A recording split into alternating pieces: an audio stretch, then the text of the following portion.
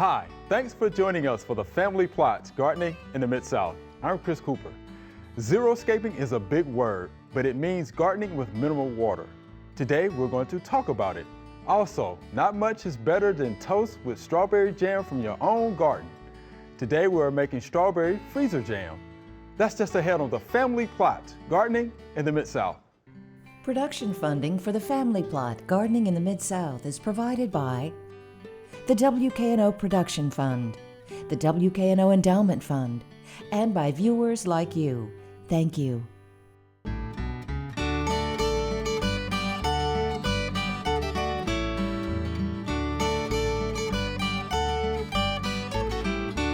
Welcome to the Family Plot. I'm Chris Cooper. Joining me today is Jesse Munson. Jesse is the Plant Activities Coordinator at Lichterman Nature Center, and Kathy Faust will be joining me later. Hi, Jesse. Hi. Good to see you. Good to see you. I'm really happy to be here. Oh, I can tell. So we're going to talk about xeriscaping, right? That's right. All right. So it's dry landscaping. Okay. Basically, it's, and you mentioned it before, it's gardening in a way that you have to use little or no irrigation. Okay. So we're trying to conserve water. Yeah, something we don't have to worry too much about down this way. Well, it's interesting. It's something I didn't think much about. It's been a common practice in the Southwest for 20 or 30 years, maybe more, because they have so little rain. Yeah. But here in Memphis, although it's raining a lot right now, we get these spring rains, but in the summer we might go weeks and weeks with no rain, and people are out there watering, and You're right. and we do have a lot of water here now, but you don't know, in 20 years those aquifers might be getting low. That's a good point. So how do we go about, understanding what xeriscaping is, though? Well, so any kind of planting or any sort of gardening you can do that will require no water other than what is provided from nature. Sure. Okay. So actually my yard is, I was thinking about it today, and I have done a lot of xeriscaping without even realizing it because I plant a lot of natives. Okay. I don't water any of my flower beds. Really? Right. So once it's established, I don't water anymore. And they do really great because they're acclimated for our climate here. Gotcha. And our natives are well suited for going a month or two in the summer with just 90 or 100 degrees and no water. Wow. So in that sense, I'm doing xeriscaping already. But you can go even farther with your xeriscaping. And one of the key features that you see a lot that I think is very cool is a lot of gravel, a lot of boulders or rocks, different colors of rocks. Sometimes you see people stacking rocks to make little sculptures, like metal sculptures. And then the plants are almost your accent within that. And you have very little maintenance. And because you're adding in some natives, instead of maybe turf grass, you're actually going to increase your biodiversity. How about that? Little maintenance. I think people like that. Very little maintenance. I think that's a good thing. It's very cool. So what kind of plants should you incorporate into All right, so xeriscaping garden? Okay, so I brought some great plants. Anything that's drought tolerant. So there's a lot of plants on planet Earth that would work well. But of course, I'm always pushing natives, and we do have some really great drought tolerant natives. So I brought some. I'm going to start with my very most favorite one. This one is called Rattlesnake Master. Hey, okay. I mean, with a name like that, that's cool name. really awesome. And I actually, you'll have to show this here.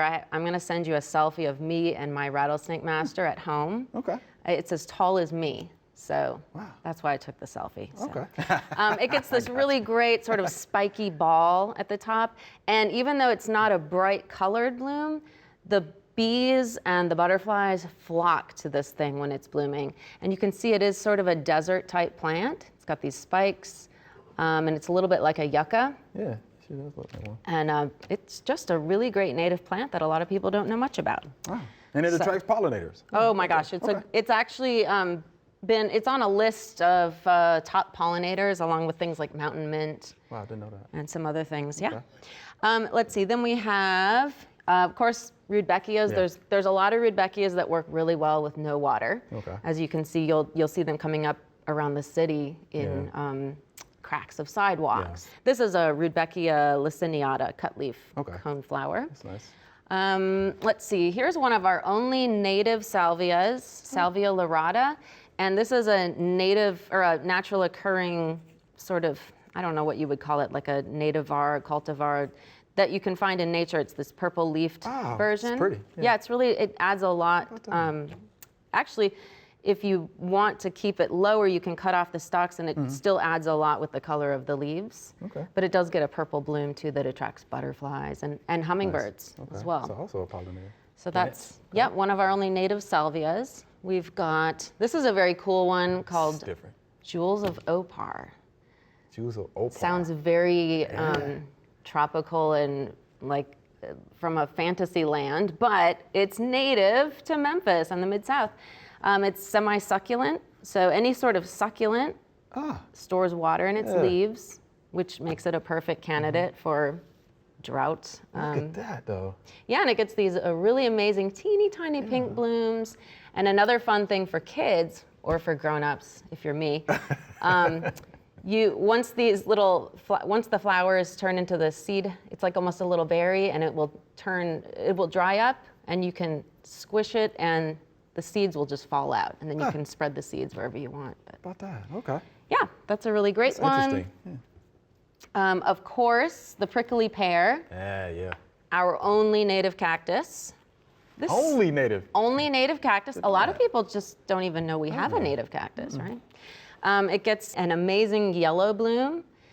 These pads are edible, and after it blooms, you get a fruit on it, Yeah, I've and seen that is that. also edible. So it's edible. So I think it's actually categorized as a shrub also, because they can get so massive. Yeah. I mean, they don't grow fast, so it's not like you have to worry about it taking over, but they can create quite a bit of height interest in your xeriscaping. Yeah. So love all of that these one. plants that we're talking about are native to our area, though, To the Mid-South, To that's Mid-South. right. Okay. I've also got a primrose up here to add some color. Yeah. I like And primrose. this is the showy evening primrose. And it actually attracts, there's a moth that it attracts. It's called a green banded day sphinx. That sounds cool. Yeah, it's really banded? amazing. Yeah. And so it's called an evening primrose because it opens generally in the evening. Yeah. So of course it attracts, instead of butterflies, it attracts moths. Yeah. That's cool. But it's usually still blooming in the morning for you to enjoy with your morning coffee as you're looking at your That's good. xeriscape. Yeah. Over here, watch out for the cactus. Yeah, watch the cactus. Vines aren't something you'd probably think of in xeriscaping, but this is Virginsbauer. It's a native clematis. Oh, okay. Okay. So it has a lot of really cool names. You know, we talk about using botanic names because the common names can get confusing. Yeah. Here's some of the names for this thing. Smoke on a rope, devil's darning needles, devil's hair, love hair. vine, traveler's joy, wild hops, and woodbine. Yeah. It gets a nice white sort of like a smoke cloud little flower on it. Okay. It's similar to, I mean, it's a clematis. There's so many great things to do here, and you can reduce your water bill, Yeah. save the planet, Yeah. not have to water, save Yeah. time. That's pretty So, good. Yeah. Let me ask you this quickly, though. So how do you prepare the soil, for some of Oh. these plants that we're talking about? Well, because these are all natives, I personally wouldn't do anything to you my won't- soil. Okay. So no amendments or anything like that? I wouldn't. Now, I also know that my soil is it's probably fine. But, you may want to add a little fertilizer once in a while. You can actually mix in some gravel or sand Yeah. for some of these plants. But the great thing about these plants is they really don't care what Okay. kind of soil they're in. So what kind of soil? Yeah. They don't seem to care. They're very low maintenance. I think we like low maintenance. I think that's good. Yeah. So again, xeriscaping is what I'm going to call it, right? That's fine. So using minimal water. Minimal water, How about that? Okay. or just what nature provides. Oh, what nature provides. Yeah. Well, thank you for providing these plants, Jesse. That was good. Yeah. Thank you much. All right. Appreciate it.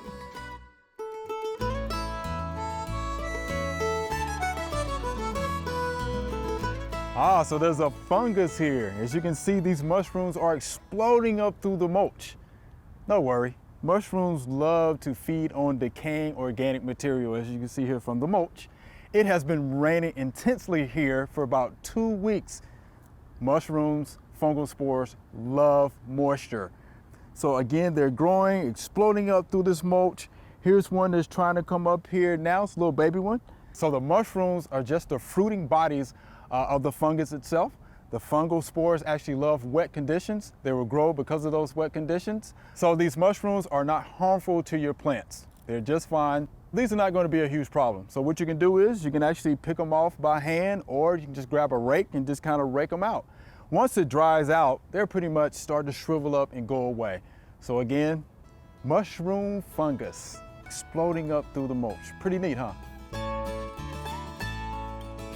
I love strawberries. Strawberries are my favorite. I can't wait to taste them. Ms. Kathy, Okay, you know well, that? we'll go ahead and get started, Chris. As you know, we get a lot of calls around this time of year. Okay. I want to make strawberry jam, but I don't want to use the water bath. I just want to can them, put them in the freezer. So we did a little bit of research. All of these recipes call for a tremendous amount of sugar. Okay. And we're trying to cut down on our sugar.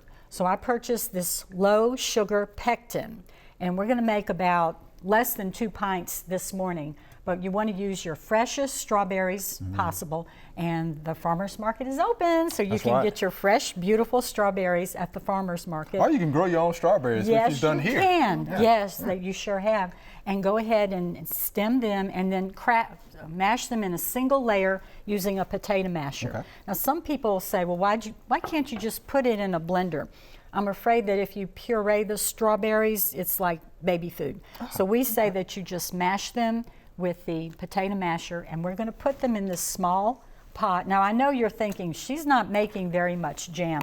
This is going to be less than 2 pints, but that's okay, because I just wanted to demonstrate quickly how this works. So we're going to turn up our heat, and 1 1/3 cups of berries. That's what we Okay, have, that's 1 what it 1/3 is. cups of berries.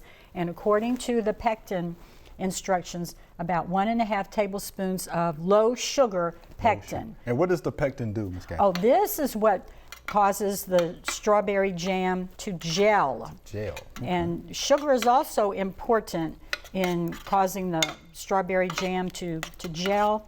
So we're going to stir this. We're going to stir it constantly for about 1 minute. And it's going to take a little while for this to stir up, but we're going to stir this until it comes to a rolling boil for 1 minute. Now, let me tell you a little bit. I did some experimenting. The other day, I tried a recipe that said no boil strawberry jam. And I said, okay, that sounds easy. So I ladled it into the jars, put it into the refrigerator, and the next day it looked like sugar. It was, and the recipe did call for a lot of sugar. And I thought, I'm going to save this jam. So I poured everything back into the pot. Okay. And I let the strawberries cook down for about 1 minute. Put it back in the jars, and it's beautiful. It is really, really What a difference pretty. that made then. It made a huge difference. And this was using about 5 cups of sugar to 3 cups of strawberries. Wow. So you see, 5 cups of sugar. Wow. we have so many people with diabetes. Right, I don't want to tell them to go for this. Right. Then this, which is what we'll be sampling in a little bit, this is our low sugar pectin, and you see the difference between the two. You can tell this is a much Sure deeper can. red, and then this looks a little bit lighter. And we used, I think it was about 5 cups of sugar to 3 cups of berries for this. Okay. So we've got our sugar. We need to add our sugar after this comes to a rolling boil. But let's talk about some of the advantages in doing strawberry freezer jam. One advantage is it can be ready right away. Okay. And you know, whenever we're good. using the hot water, the water bath method, you have to seal the jars. If we're going to put these in the refrigerator or the freezer, you don't have to worry so much about the lids sealing, although we are heating the jars to 180 degrees so that they will seal. Okay. It's also, like we said, the berries seem to be fresher, they're a brighter color, easy to do. However, if we don't process this in a hot water bath, we're going to have to put them in the refrigerator for no longer than 3 weeks. So you've got to hurry up and eat it, Okay. or you can put it in the freezer for up to 3 months. Some people say, okay, now there you this is what, let's time it for 1 minute. Got to time it for 1 minute. Can you help me with that, Chris? I can barely see this. look at mine. So we're going to let this boil for 1 minute. The disadvantage here is, who has that much freezer space? You know, you hate to open your freezer and say, see 24 cans of strawberry jam. What I have done with my previous batches, I gave it away immediately. You know, I just gave it away to friends and family. Yeah, I like strawberries, but yeah, I saw 24. So you need a whole lot of room. So let's just go ahead, get this to cook down for 1 minute. Okay, got about 30 seconds. It says stir constantly. You don't want it to stick. All right. Okay, now if I were at home, I could adjust the heat a little bit better and it would be a hard rolling boil, but we're, in the interest of time, we're gonna go ahead and we're gonna go to the next step where we add 1/2 cup of sugar. So I've got 1 1/3 cups of berries, 1/2 cup of sugar. That still sounds like a lot, doesn't it? It does, But it that's does. okay, because otherwise we would have a whole lot more than that. And it's smelling good already. Oh, I love the can way it smell that. smells. Yeah, Goodness. makes the kitchen smell really good. But you know what else we're going to add to it? Jelly and jam has a tendency to foam up. Butter. So I'm going to add like maybe 1/2 teaspoon, Wow, that's a little bit of just butter. a tiny bit. And this should cut down on the foaming, because you don't want to have a jar of foam in your jam. Okay. Would you say it's come to another hard boil? I think it's boiling. Let's go ahead and start timing it. 1 minute. Okay. We got 5. Okay, it's looking good. All right. Good, thank you. Oh yeah, that's going to a good boil. Yeah, that's coming to a good boil. Excuse me, Tanya. Now we're going to take out our jars. Now remember, we said we had to heat our jars, because if we don't and you put that hot product in a cold jar, it will crack the jar. So we're just going to spoon this in. Oh, Tanya, doesn't that smell good? It does smell. Oh, my goodness. It's boiling away. And we want to leave about 1/2 inch of head space. Okay. If you go on YouTube, people use no head space, or they might use 1.5 inches, and we want to go ahead and use our bubbler. Get those air bubbles out. Now we have our lids that have been heated to 180 degrees. We're going to lift this off. Oh wait, I've got to wipe this first. Yeah, you have to wipe your lid. See, you don't want any residue Okay. on the lid. Okay. And you put your lid on. This is a real good lesson here. And then you just screw this on fingertip tight. Fingertip. Yeah, fingertip tight. And we've got jam. How about that? Wow, that didn't seem hard at all. Okay, and you see, it looks like the fruit has come to the top of the jar. So we're going to let this stand at room temperature until it's cool enough for us to put it in the refrigerator. And like we said, you can keep it in the refrigerator for 3 weeks, or your freezer up to 3 months. Okay. Now, many of the publications I've read have said you can keep it in the freezer up to 1 year. I don't think you can do that for the low sugar jam. Okay. Maybe you know, if we had a lot of sugar in this, but I would not use it for this jam. Okay. But since we have got some angel food cake, and I know someone had a birthday recently. Ah, boy, that's right on time. How about that? We're gonna have some birthday cake. Tanya didn't know that was going to happen today, did she? Did you know it was her birthday? I did. Yeah. I sure did. Okay. You get the first piece because you're the Okay. birthday Thank girl. Oh, you. yeah, And we strawberry let is Tanya my get that. favorite. Ah, see, I there you love go. I strawberry. love Oh, strawberries. I'm so Absolutely glad. love strawberries. Okay. Here we have this. I can eat Okay. strawberries any time of the year, I Yes, tell let you. that cool because it's very, very Thank you hot. so much. You are quite Happy birthday, welcome. Tanya. Well, What a thanks. surprise for you Yeah. today. I mean, Facebook is wonderful. Yeah, keep up with It's everything. really good. We keep up with our friends. Okay, Chris, I'll cut a slice for you. Oh, Mr. D is going to be so jealous. Oh, Yeah. let me fix this.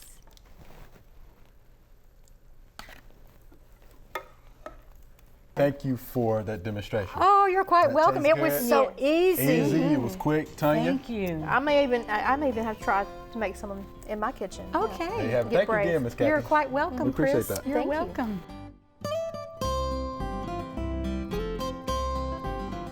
It's been 3 weeks since Joellen planted the zucchini here, and it's time to pull the straw up around them. So the first thing I'm going to do as I look at it is I'm going to thin them a little bit because there's a few too many here. So we want to take it down to about 1 every foot or so. And then I'm going to go ahead and just pull the straw up. Now it looks like I'm burying them, but that's fine. They'll continue to grow up and out of the straw. Now we have, as Joellen said we would, we have a few little sprouts here of wheat. So we can just go ahead and pull that out. It comes out really easily because it's not well attached to the ground. But we'll just continue to have to do that. I have more right here. So I'm just going to continue to work down the row. There, now the zucchini is mulched with straw. As it gets a little bit taller, I might come back and put a little bit more on, but that shades the ground. There were a lot of little sprouts of weeds down there that hopefully that'll shade out and they'll all die. All right, here's our Q&A segment. Y'all ready? Ready? Oh, these are some great questions. All right, here's our first viewer email. Is there a natural way to control aphids on Tuscan kale? And this is Mary from Bronx, New York. So what do you think about that, Mary? Well, I think with so aphids are getting on, there's a variety of plants aphids can get on. Some of them are very specific to the plants. Yeah. But with aphids, you can squish them, okay? You squish them. You can get powerful water stream, Yeah. spray them I'm with off. Those are two really easy ways, but it takes a little bit of effort to stay on top of them. It's gonna take a little effort, it definitely is. But she's heard about using lime or sprinkling a flour and baking soda mixture. Yeah, sometimes they work, but they will change the pH of the soil. So that Right, could be an yeah. issue. They're You know what I going mean? to take it either way, Yeah. right? Yeah, So especially the baking soda. the thing that I like to use when it comes to natural pest control, especially for aphids, is I mix up neem oil. And so it's 1.5 teaspoons neem oil, half a teaspoon some kind of soap like Castile or Dawn, Okay. and a quart of water. So a little surfactant. Yes. Yeah, okay. Yeah, Gotcha. and that does, it's not gonna get every single one, but Sure. it's a natural way. You don't have to feel bad about ingesting. You're gonna want to eat your kale, Sure. so Yeah. you won't hurt yourself or your friends. Right. No, I'm with that. Yeah. So yeah, neem oil we know works. You Yeah. know. Yeah, Insecticidal soap, something else that you can use as well. I was just going to say, I would be really cautious about using lime and baking soda. Oh yeah.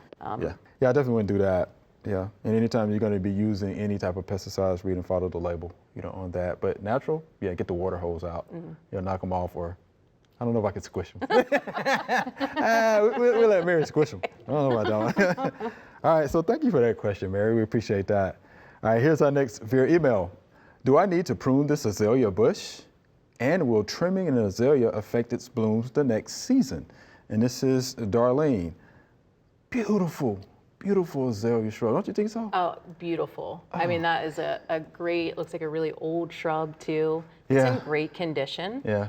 Yeah, definitely old. Yeah, it's 30 years old. Yeah, okay, Bush. Yeah, wow. yeah. So I think if you're seeing issues with your azaleas, like sections of dead wood, stuff like that, or if you're getting poor air circulation, Right. then you definitely want to think about trimming it, or if you want it to have a certain shape. Yeah. What do you think? Yeah, I agree. Those are really the only reasons to prune or trim back your azalea. Right. I think. But if it's in good condition and you like the shape, leave it. Yeah, leave it. Yeah.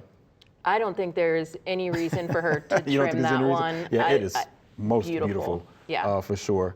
But going back to the pruning techniques and practices, of course, after they finish blooming, you can, of course, prune it back then. But there's the heading if you want to reduce the size. And then, of course, you can get in there and kind of thin out, those leggy branches and things like that for air circulation and such. But for this azalea, Miss Darlene, I think it's beautiful. Yeah. I would just leave it and enjoy it. Yeah. I would do that. So good job. That's pretty good for a 30-year-old azalea beautiful. bush. Yeah. That is nice. So thank you for the picture and question, Miss Darlene. Here's our next viewer email. Should lilacs be deadheaded? And this is Patrice from Cumberland, Maryland. So we'll start with you, Mary. What do you think about that? Should lilacs be deadheaded? Well, I don't think there's necessarily a reason to deadhead them. Okay. But if you are going to deadhead them, there are certain times that you want to deadhead them as well. For sure. That's right. Yep, 2 to 3 weeks after your flowers have faded, Right. because lilacs bloom on old wood. But I was just reading that there are species of birds that will actually eat lilac seeds throughout the winter, so it can be a source of food for different animals in the winter if you don't mind the way they look. Wow. So So if you don't I mind, would just say leave it. All right. I would leave it. So you will leave it. Okay. But they can be deadheaded if you want to do that. They can be. They And can there's a lot of people that think that if you deadhead, your blooms the next season will be bigger and better. Ah, yeah, I've but heard there's that. no research that Yeah. that promotes that. And actually, lilacs have sort of a biennial blooming pattern. So every other year they bloom bigger. Yep.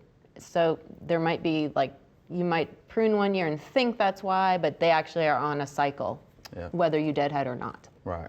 And of course, when you deadhead, you're just moving that energy to producing new buds, for the next year.